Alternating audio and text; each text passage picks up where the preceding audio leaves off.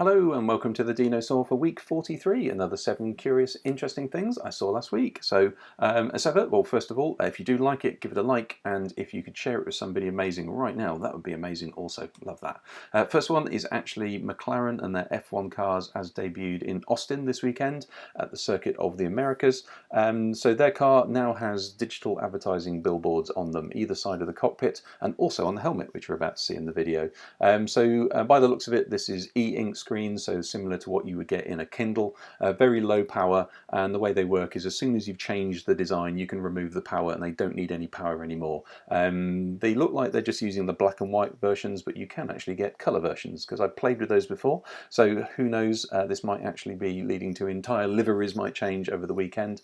Currently this is being used, different adverts I think in qualifying and in the Grand Prix, and in conjunction with Seamless Digital, so well done for getting that off the ground.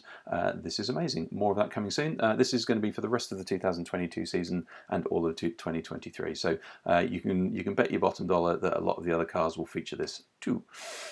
This is interesting for 3 reasons. Mainly the name, which is the first reason, which is called Mmhmm, and that's actually how you pronounce it. Second one, it's bringing creativity to video calls, and we do need that right now. And the third one is one of the games, and I'll try and call it out when it appears on the screen, but it looks like an 8-bit game where you are in flying saucers, that game there. Now, the brilliant thing about that game is it's, as you speak, you float upwards, and as you don't speak, you float downwards, and that's how the game works.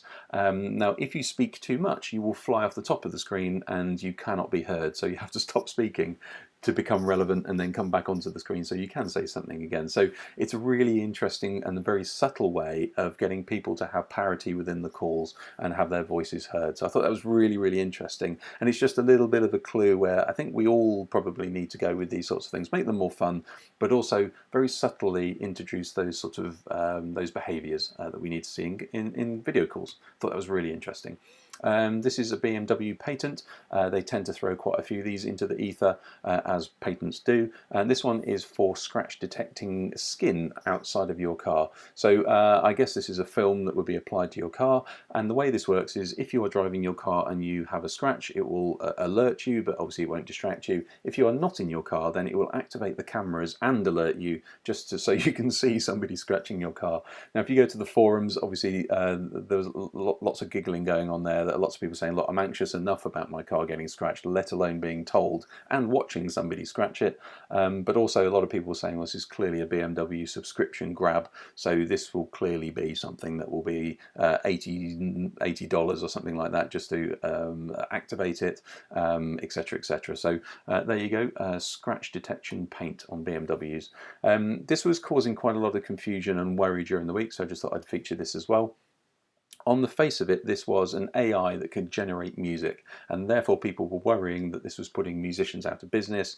And you know, we're seeing this quite a lot with DALL-E, for instance, and what are artists going to do in the future. And now it's coming after music. It's not quite that bad yet, shall I say. So this is actually using Mubert. I guess that's how you say it. A bit like Schubert, but Mubert.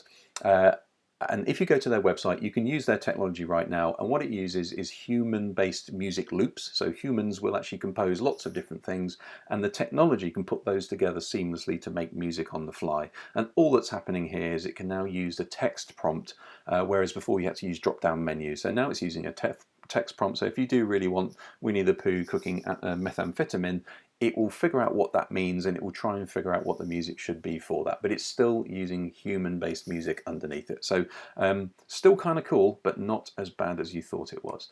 There you go. Lord of the Rings, Fellowship of the Ring is now available as an NFT, or the entire film is available as an NFT, plus a few bits and bobs. So this is how you'll buy your films of the future, just like a DVD really. So you would say buy now, you would connect your wallet, therefore you'll get the full-length movie, you'll get some special features and commentary, and you'll get some extra bits and bobs as well. And then what you do is you can then buy it using crypto, or you can actually just buy it using a credit card, but it will need to be attached to your wallet at some point. So there you go, so that's kind of cool. Now why is this interesting? Well, it's kind of interesting in that this is taking over from just buying a DVD. It costs you $30, that's quite reasonable, especially for an NFT. you'll have to pay the gas on top of that. And at the moment, as of recording this, to try and buy a $30 DVD, essentially, it's going to cost you another $8 in gas. So that's quite hefty. However, I thought what was really interesting is less about NFTs as ownership. You don't own it, but what the NFT does, it gives you a right to view the movie. So what they're really doing is they're selling video content, but also they're gating who can see it, i.e. you have earned the right to see it. So I thought it was kind of smart. There you go.